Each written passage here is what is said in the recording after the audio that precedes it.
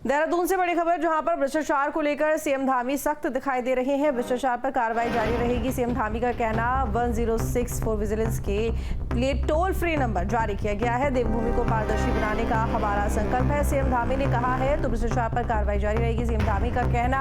और साथ ही भ्रष्टाचार पर कार्रवाई इसी तरह से जारी तो रहेगी, लेकिन सख्ती भी बरती जाएगी। और 1064 विजिलेंस के लिए टोल फ्री नंबर जारी किया गया है।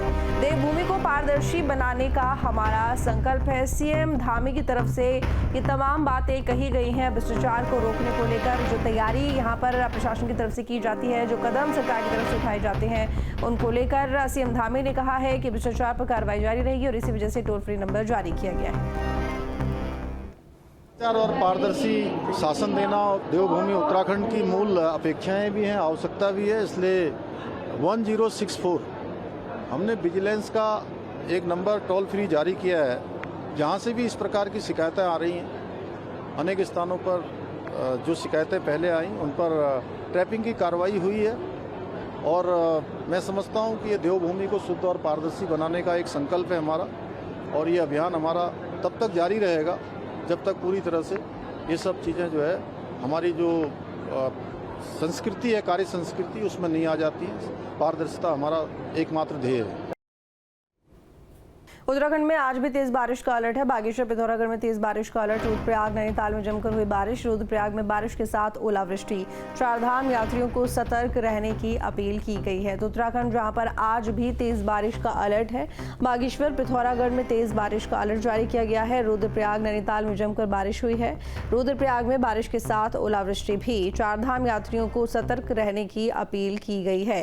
तो ये बड़ी जानकारी उत्तराखंड से है, जहां पर आज भी तेज बारिश का अलर्ट है। बागेश्वर पिथौरागढ़ में तेज बारिश का अलर्ट। रुद्रप्रयाग नैनीताल में जमकर बारिश हुई है। रुद्रप्रयाग नैनीताल में जमकर बारिश हुई है।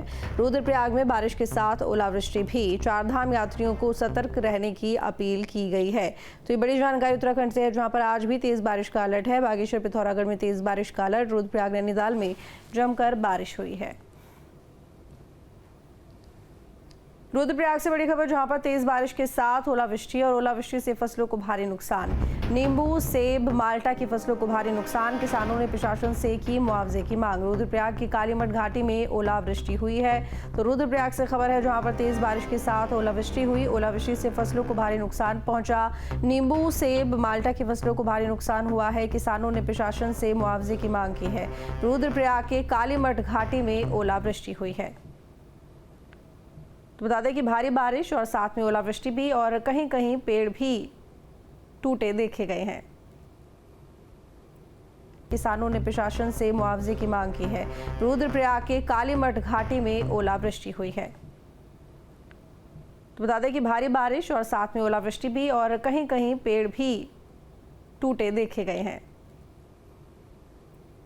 नैनीताल में बदला मौसम का मिजाज और बारिश से तापमान में गिरावट दर्ज की गई है। बता दें कि लोगों को गर्मी से राहत मिली है, तो मौसम का मिजाज बदला हुआ दिखाई दे रहा है। नैनीताल में बारिश से तापमान में गिरावट, लोगों को गर्मी से राहत मिली है। तो बारिश की वजह से तापमान में कमी देखी गई है और इसके साथ ही गर्मी से फिलहाल लोगों को राहत है, क्योंकि मौसम बदलने की वजह से भारी बारिश और इसके साथ ही आंधी तूफान जैसी स्थिति बनी हुई है। कहीं कहीं बर्फबारी भी देखने को मिली है। तो बता दें कि ओलावृष्टि भी हो रही है। कहीं कहीं बर्फबारी भी देखने को मिली है। तो बता दें कि ओलावृष्टि भी हो रही है। देहरादून से खबर है, सीएम धामी का बयान सामने आया। देवभूमि उत्तराखंड योग की भूमि है। सीएम धामी ने कहा है, प्रदेश में योग नीति होना जरूरी है। कैबिनेट में योग नीति को मंजूरी दी गई है। उत्तराखंड के गांव-गांव तक पहुंचेगा योग। योग से रोजगार और स्वरोजगार भी बढ़ेगा, सीएम धामी ने कहा। तो ये बड़ी खबर देहरादून से, जहां पर सीएम धामी का बयान सामने आया। देवभूमि उत्तराखंड योग की भूमि है और प्रदेश में योग नीति होना जरूरी है। कैबिनेट में योग नीति को मंजूरी दी गई है। उत्तराखंड के गांव-गांव तक पहुंचेगा योग। भूमि उत्तराखंड योग की भूमि है, आयुष की भूमि है, इसलिए योग नीति होनी चाहिए। और हमने योग नीति को मंत्रिमंडल ने मंजूरी दी है, जिससे हमारे गांव, उत्तराखंड के अंदर गांव-गांव तक योग पहुंचेगा। योग जन जन का योग बनेगा, इससे रोजगार भी बढ़ेगा, स्वरोजगार के भी अनेक अवसर पैदा होंगे, क्योंकि हमारे यहाँ इस क्षेत्र में बहुत अपार संभावनाएं हैं। बहुत सारे हमारे स्थान भी हैं जहां लोग योग के लिए, अध्यात्म के लिए आते हैं, तो उसका प्रशिक्षण का कार्यक्रम भी होगा। अनेक प्रकार से हमारे राज्य की समृद्धि में बड़ा योगदान योग नीति का होगा। रामनगर के फट बाजार में दुकानदारों ने भारी अतिक्रमण कर रखा है, जिससे लोगों को भारी परेशानियों का सामना करना पड़ रहा है। एसडीएम ने संज्ञान लेते हुए अतिक्रमण हटाने के निर्देश दिए हैं। तहसीलदार मनीषा मारकाना ने भी मौके पर पहुंचकर अतिक्रमण हटाने के निर्देश दिए हैं। एसडीएम प्रमोद कुमार ने बताया, अवैध अतिक्रमण को चिन्हित कर निशान लगा दिए गए हैं और नोटिस देकर खुद दुकानदार को अतिक्रमण हटाने को कहा गया है। निर्धारित समय में अगर अतिक्रमण न हटाया गया तो प्रशासन ध्वस्तीकरण की कार्रवाई करेगा और उसका खर्चा दुकानदार से वसूला जाएगा। प्रशासन ने 20 से ज्यादा दुकानदारों को नोटिस दिया है। देखिए, कल तहसीलदार और ईओ नगर पालिका दोनों को आदेशित किया गया था कि आप मौके पर जाएं, मौके पर जाकर चिन्हित करें किसने कितना अतिक्रमण कर रखा है। टीम के द्वारा वहां पर निशान भी लगाए गए थे, उनके रिकॉर्ड से मेंटेन करके चेक किया गया है और उसके एवज में उनको नोटिस देकर के अतिक्रमण हटाने की कार्रवाई की जा रही है। सभी अतिक्रमणकारियों को मेरे द्वारा आपके माध्यम से भी अवगत कराना है कि अपने अतिक्रमण तत्काल जो समय निर्धारित कर रहे हैं उसके अंदर खुद ही हटा लें, अदरवाइज हम लोग इसको बलपूर्वक हटाएंगे। अभी तो पूर्व में भी नगर पालिका परिषद द्वारा जो है वो मुख्य मार्गों पर अतिक्रमण अभियान चलाया गया, जिसमें काशीपुर रोड पे और रानीखेत रोड पे चलाया गया था, जिसमें हम लोगों ने लगभग 49 चालान अभी पूर्व में सत्यापन अभियान में और अतिक्रमण अभियान जो संयुक्त रूप से चल रहा था उसमें हम लोगों ने चालान काटे हैं। वर्तमान में जैसे कल हमारे पास खबर भी आई थी और थोड़ा पूर्व में भी हम लोग अस्थायी किस्म का अतिक्रमण जो है फट बाज़ार से हम लोग हटा रहे थे।